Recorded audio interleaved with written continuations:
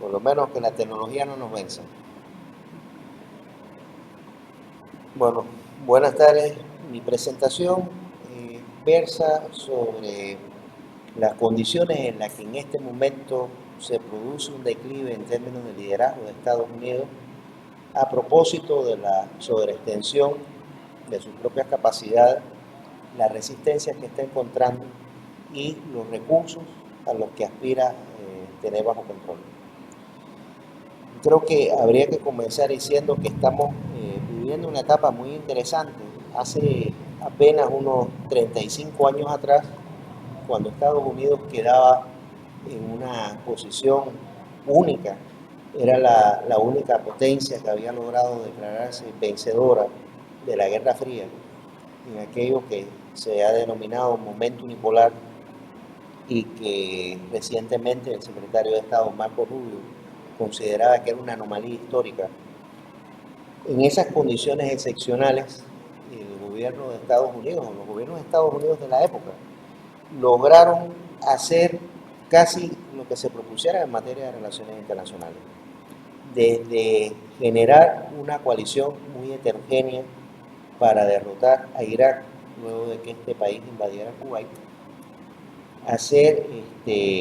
intentar atraer a su círculo de relaciones a la Federación de Rusia, que había renacido Rusia después de la desaparición de la Unión Soviética, tener el papel de amigable componedor para intentar lograr un acuerdo de paz en Asia Occidental entre israelitas y palestinos, obligar a varios estados a renunciar a su programa nuclear, sobre todo aquellos que tenían una finalidad militar, como en el caso de Libia, invocar la libertad de comercio para rediseñar las relaciones económicas internacionales a partir de la creación de la OMC, pero también a partir de la propuesta de una área continental de libre comercio, lo que fue inicialmente el ALCA. Es decir, los gobiernos de Estados Unidos se encontraron en una posición particularmente favorable. Ahora, el bloque de poder en Estados Unidos no es un bloque homogéneo, es un bloque donde hay tendencias que tienen contradicciones entre sí. Y a finales del siglo pasado, a inicio de este siglo, dentro del propio Partido Republicano emergen los llamados neoconservadores, que yo creo que retomaron en buena medida las experiencias de la Segunda Guerra Mundial. ¿Por qué razón afirmo esto? Porque ellos fueron los que instauraron dentro de la mentalidad convertir el siglo XXI en un nuevo siglo americano. Es decir, hay que apreciar que ellos denominan el siglo XX como el siglo americano. Quiere decir esto, mantener a Estados Unidos como la primera potencia, pero preparar a sus fuerzas armadas para estar en condiciones de librar dos grandes conflictos armados y al menos un conflicto de mediana o pequeña intensidad. A semejanza de lo que sucedió también en la Segunda Guerra Mundial, donde los dos grandes escenarios militares eran el Pacífico y el escenario europeo, y había un tercer escenario de menor rango, que era el escenario norafricano. Es decir, de alguna manera, en esa parte de la élite política estadounidense se instauró la idea de que el empleo de la fuerza no debería ser un instrumento de carácter excepcional, sino todo lo contrario, un instrumento de carácter recurrente. Y yo considero que este fue un primer síntoma de debilidad de Estados Unidos. Ahora, hay que considerar en qué circunstancias también se mueve Estados Unidos en el siglo XX como una gran potencia. Si cuando termina la Segunda Guerra Mundial ellos logran pulsar la construcción de un sistema de organizaciones internacionales que lo favorecía, especialmente porque ¿quiénes eran los estados nacionales del momento? Los estados nacionales latinoamericanos, en buena medida subordinados a Estados Unidos, y los estados nacionales europeos, que acababan de terminar la Segunda Guerra Mundial, sobre todo en Europa Occidental, en un estado de destrucción de su infraestructura, condicionados por el Plan Marshall y además condicionados por lo que en términos de seguridad iba a representar para ellos, ante la supuesta amenaza soviética, la constitución de la OTAN. Es decir, esa es la circunstancia en la que Estados Unidos emerge como esa gran potencia a través del instrumento militar, pero a través de los mecanismos de influencia política, de influencia económica, que es lo que se ve con el tema del Plan Marshall. Incluso a inicios de los 60 creo que quien más claro tiene esta idea es precisamente Kennedy, cuando afirma que lo que Estados Unidos tiene que lograr es conquistar las mentes y los corazones de las personas de las diferentes sociedades. Es decir, aquí de lo que se está hablando es de una interpretación en clave gramsciana. Precisamente la hegemonía va de esto, ¿no? De no hacer un uso indiscriminado y frecuente del poderío militar, sino excepcional y legítimo, por otro lado, porque la esencia de la hegemonía es la capacidad de atraer, de influir, de cooptar y de ejercer el liderazgo. Y lo que hemos estado viendo es que precisamente las élites políticas de Estados Unidos han olvidado con frecuencia esto. Ellos, al menos desde los años 60, han tenido 3 conflictos armados en los que se han involucrado, que son conflictos de larga data, por demás, de larga duración, que ha desgastado profundamente la economía, que ha conmovido la sociedad estadounidense en términos éticos y de valores, que así fue el conflicto en Vietnam, el conflicto en Irak y el conflicto en Afganistán. En los 3 casos yo creo que no se puede hablar, sobre todo particularmente en los últimos 2, de una victoria militar.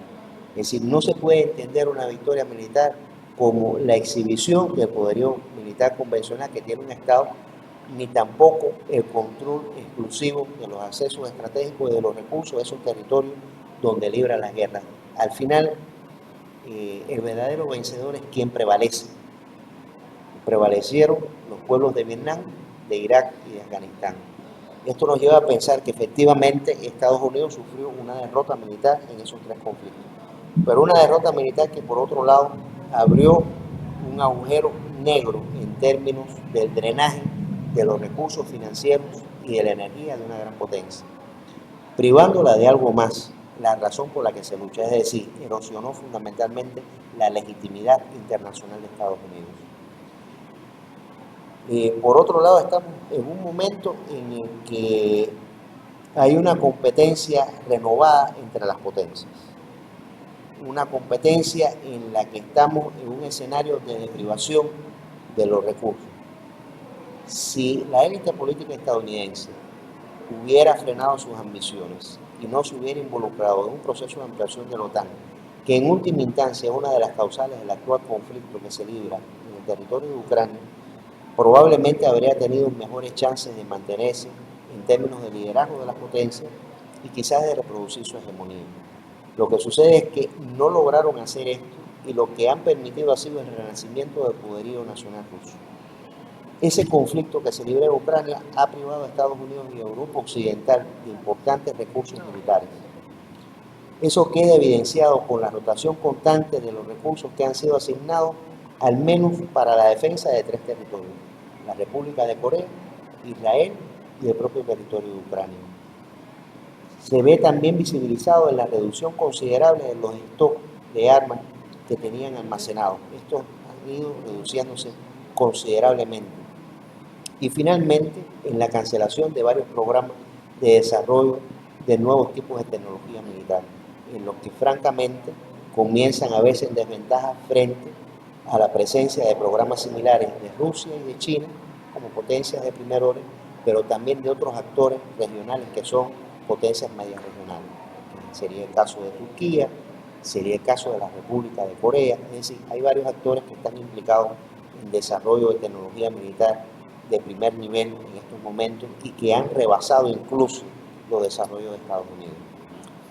Esto implica que hay un agotamiento del instrumento militar, es decir, del poder duro por parte del gobierno estadounidense.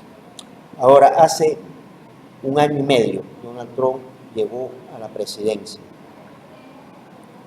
y llega un momento en el que en los últimos 25 años los gobiernos de Estados Unidos han tenido que lidiar con una situación diferente en el continente americano. Es decir, han tenido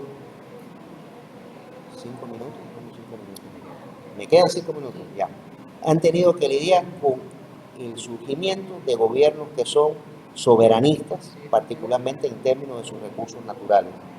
Gobiernos que no admiten una posición subordinada y que, en caso contrario, han intentado una integración continental diferente.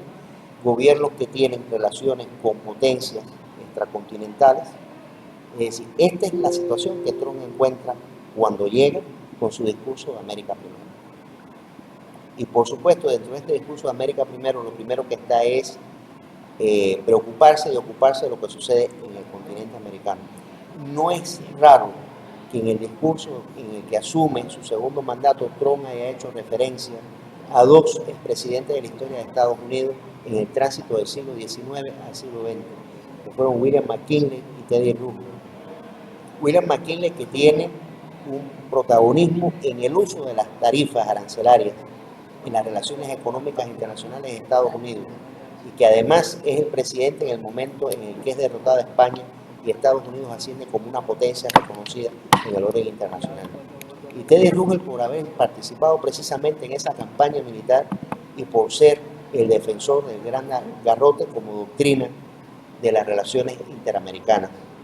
Entonces, lo que estamos apreciando precisamente es, en primera instancia, el interés de Trump por los accesos estratégicos en la región. Dígase Canal de Panamá, y lograron torcer el brazo al gobierno de Panamá. Dígase los puertos que dan a aguas profundas, como es el puerto de Chancay en este momento en Perú. Dígase la instalación de una nueva base aeronaval en las islas de Galápagos del Ecuador. Todo esto proyectando poderío militar hacia el Asia-Pacífico. Pero en segundo lugar, el interés por recursos naturales de carácter estratégico. Estamos hablando que después de lo sucedido en Venezuela es el petróleo. En el caso de Groenlandia son las tierras raras.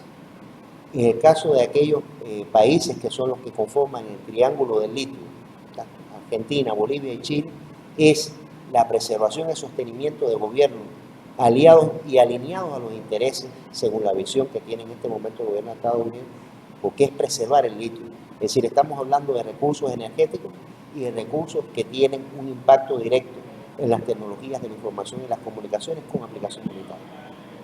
De esto es de lo que estamos hablando. Creo que ya no me queda mucho más tiempo, me parece. Así que me quedan 4 minutos. Soy afortunado.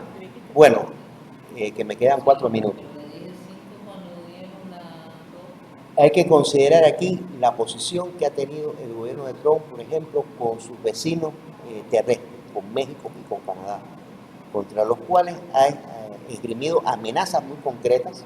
El caso de Canadá retoma aquella idea de la anexión que viene del siglo XIX con el presidente Paul, que luego tiene un segundo momento con los planes de guerra en los años 30 en la presidencia de Franklin Delano Roosevelt para ocupar militarmente el Canadá, que incluso permanecía subyacentemente en la conciencia de la sociedad estadounidense con una serie de televisión del año 2008 llamada Caballo de Troya.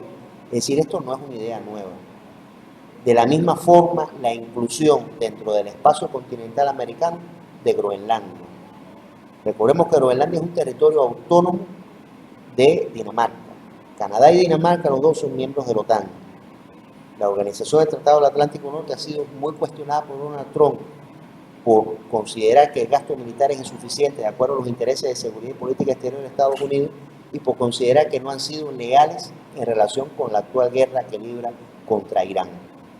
Es decir, esto hay que tomarlo en cuenta porque el debilitamiento, por un lado, de Estados Unidos lo trae de retorno al continente americano como un espacio privilegiado, único, donde no acepta la presencia e influencia de terceras potencias. Y yo creo que ahora sí voy cerrando. Muchas gracias, Pavel. Como siempre, un placer haberte escuchado.